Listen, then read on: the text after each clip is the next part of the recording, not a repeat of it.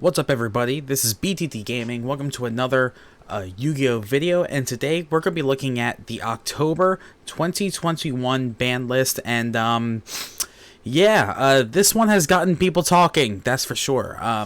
So I didn't post like an initial reaction to this because I didn't really have one. It was actually spoiled for me before I could even do that, so I just figured it'd be cool just to post a quick video just discussing my thoughts on what is and isn't on this ban list, and how I think it's going to fare, and why I think it's pretty controversial right now in the community. So, first, let's just go through what was added to the list. And the first one you're going to see, and there's not a lot, is all the way down. Here we go, Zodiac Barrage. Now, this was a very indirect hit to Tri-Brigade. I don't think people are upset that this is banned. I think it makes sense that Zodiac Barrage is banned, but people of course wanted to see other things get hit, and for Zodiac Barrage to be the only card, especially in Tri-Brigade, to get a huge hit like this, left people wanting more. And this isn't the only Tri-Brigade card that was hit, but it's the only one that was banned, and it was a very indirect one, so very interesting choice, and this was the only ban for this ban list. Now, we're going to get to the elephant in the room in a second, but I just want to go through this list first, and here we go. The limited list. We're already on the limited list.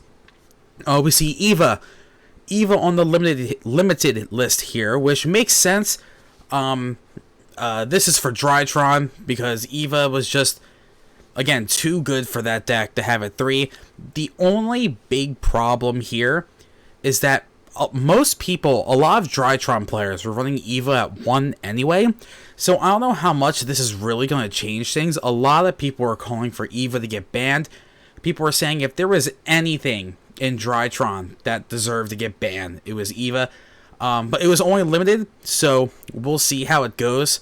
But again, a lot of people were only running 1 Eva in their Drytron deck anyway, so I don't know how much of a change that's going to make.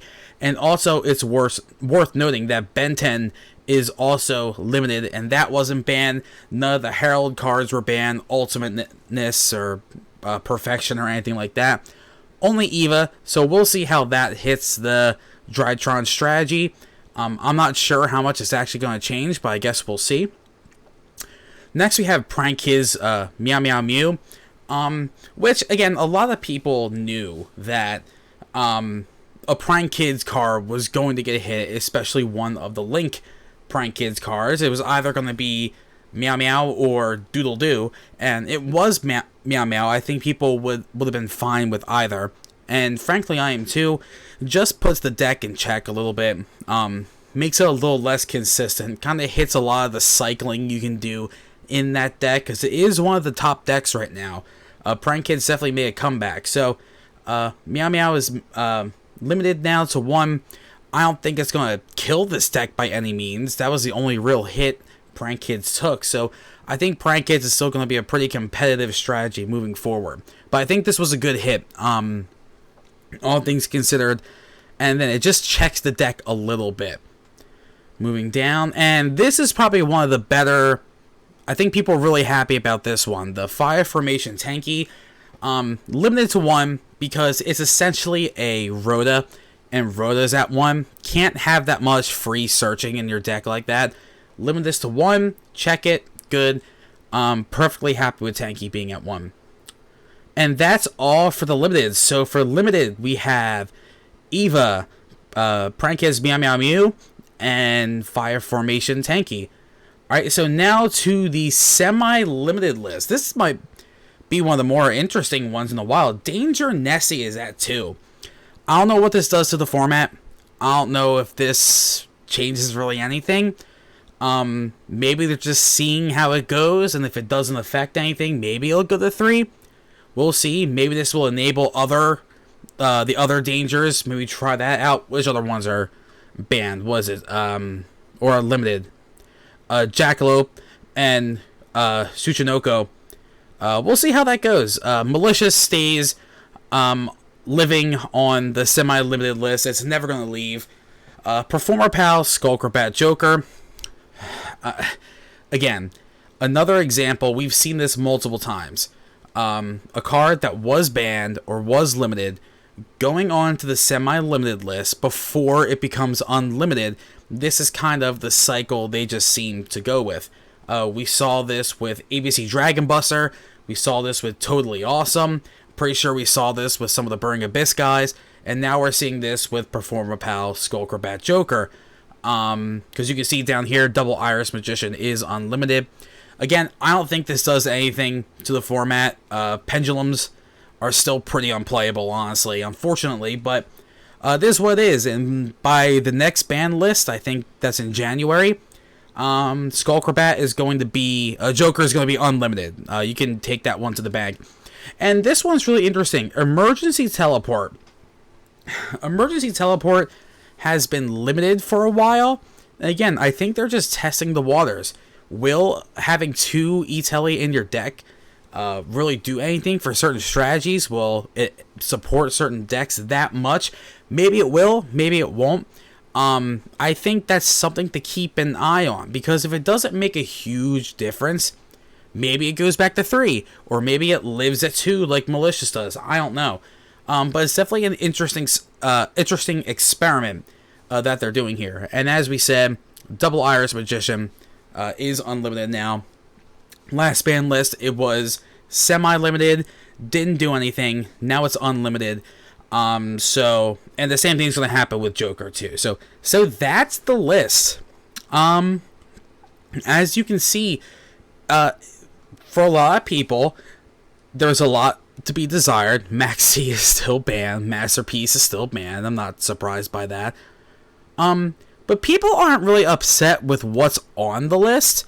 People are upset with what isn't on the list. And again, we're going to kind of hit the elephant in the room here. And a lot of people were expecting something from the Red Eyes Dark Dragoon engine to be hit. Now, for those who don't know what that engine consists of, it is Red Eyes, Black Dragoon, or Dark Dragoon, or whatever, Red Eyes Fusion, the spell card, and Verte Anaconda. Predaplant Verte Anaconda.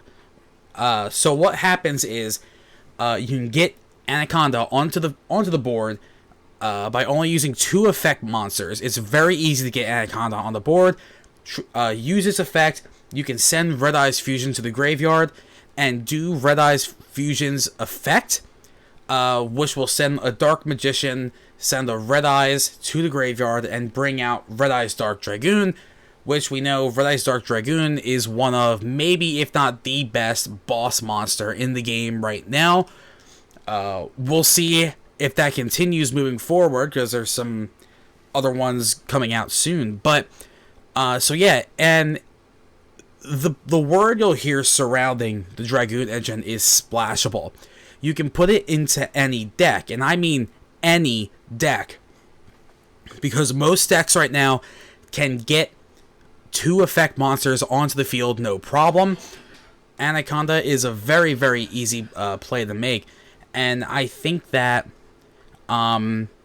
people were calling for actual Dragoon to be banned. People were saying Anaconda should have been banned. People say do something to Rise Fusion.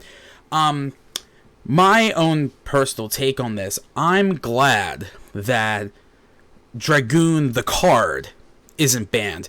I didn't think it was going to be banned, because I think there's still more money to be made off of that card. It's probably going to be reprinted. I wouldn't be shocked if it was reprinted in the next Maximum Gold set that comes out. I don't know when that comes out. I don't know if it comes out end of this year or beginning of next year, something like that. Wouldn't be shocked if it was reprinted in that. Because right now, Dragoon's like over $100, especially after this ban list dropped. The price on Dragoon just really, really rose. So there's still more money to be made. And honestly, Dragoon is good for other decks, and we'll get into that for a second, why that's a good and why that's a bad thing. Now, the card of the engine, if I had to pick, the card of the engine that I would have banned would have been Anaconda, because the Anaconda was the enabler of the whole thing. Anaconda is what made the engine so splashable. because any deck can run Anaconda, link off 2 effect monsters, get Dragoon out. One of the biggest examples is you get a Dragoon engine in the Drytron deck. The Drytron deck can get an Omni-Negate board very, very quickly, very, very easily, and it can easily get 2 effect monsters link off, get Anaconda out, get Dragoon, and not only does the opponent have to deal with an already established Omni-Negate board, but it has to deal with Dragoon as well, who has his built-in negates and card removal and damage calculation to it. Like, you deal damage just by removing cards. And it's also a 3000 beater that can gain attack points. Dragoon is pretty insane. So with a top deck like Drytron, it just makes that already really good deck just even better.